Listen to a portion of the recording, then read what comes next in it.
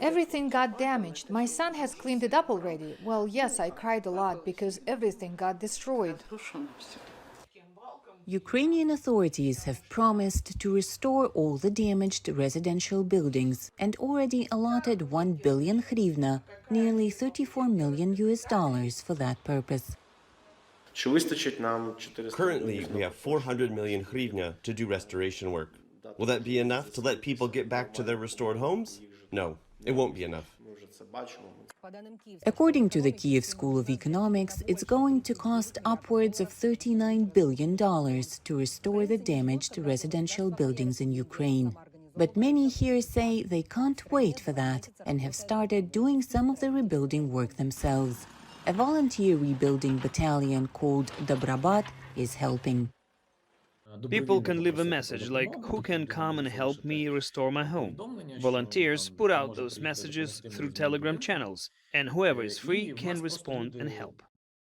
Applications can be left on the Dobrabat website. There is a special form for volunteers who put in the help they can offer. Longtime construction worker Vadim Lavrik has put together a special team in the Sumy region. In the first 26 hours, more than 30 volunteers signed up. Young women help us as well. One of them is probably 21. She hardly weighs more than 50 kilos. I often tell her, take just one brick at a time. They're too heavy for you. Another woman who helps us is an industrial engineer. Very different people, but all are incredibly talented.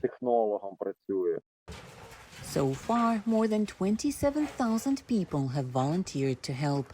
At the moment, Dobrabat is operating in the Kyiv, Chernihiv, and Sumy regions. Volunteers work in teams a few days a week. Volunteers mostly either clear debris or restore residential buildings.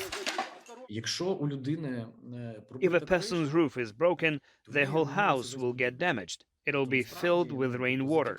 It'll be impossible to live in. And when you think of it, all is needed is go over there, put some profiled sheeting on, and fix the roof. And we have a family living in their own home again.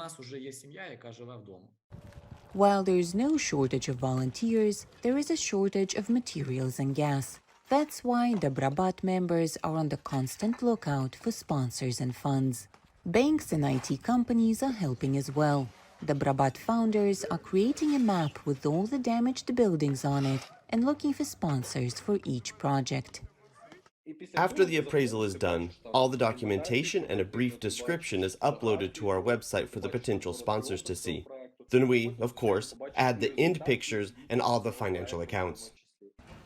The Dobrabat founders plan to add more rebuilding battalions in the Kharkiv and Mykolaiv regions of Ukraine.